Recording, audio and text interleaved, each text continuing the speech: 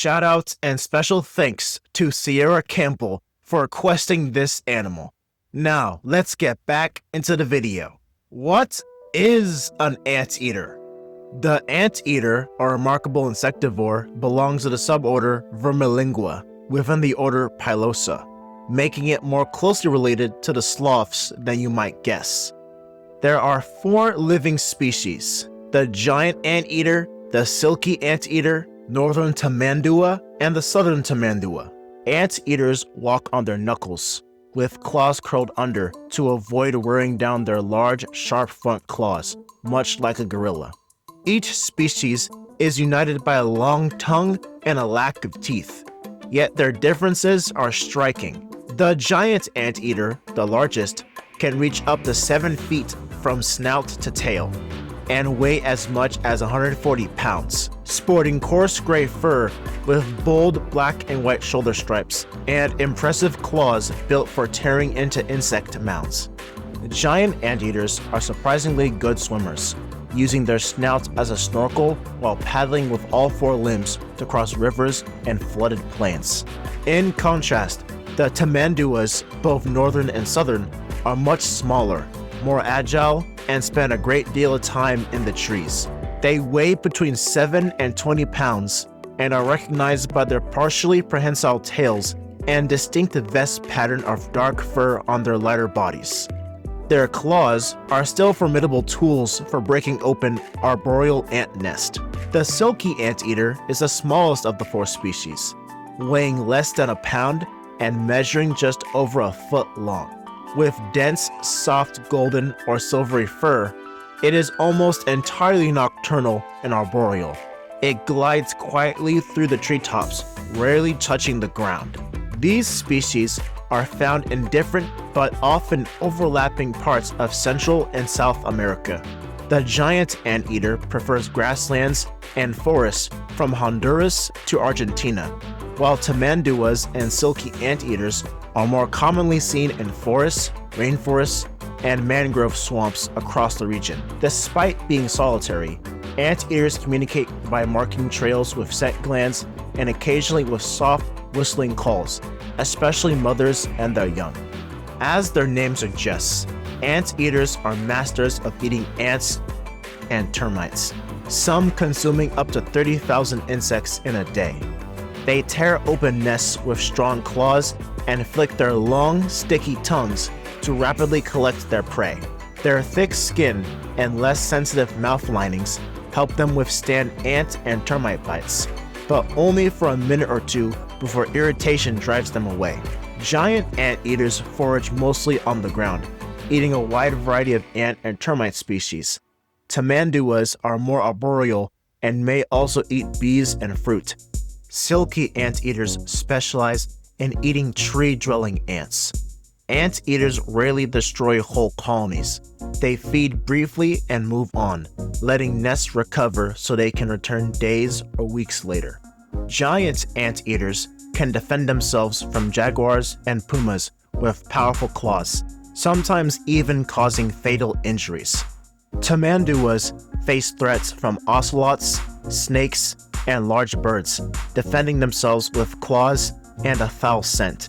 Tamanduas can emit a powerful musky odor from glands near the tail, rivaling the scent of a skunk and deterring would-be predators. Silky anteaters avoid predators mostly by hiding in the treetops. Anteaters are solitary animals for most of their lives, only seeking each other out during their breeding season. After mating, the female giant anteater has a gestation period of about 190 days before giving birth, while tamanduas and silky anteaters have shorter pregnancies, typically lasting 130 to 150 days.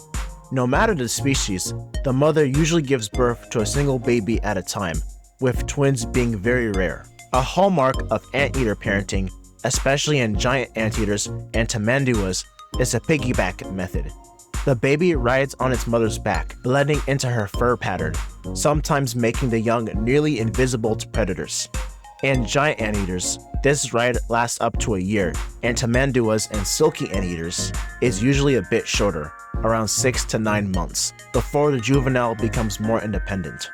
Young anteaters start sampling insects at around 3 months old, but continue to nurse until about 6 months of age. The timeline to full independence varies.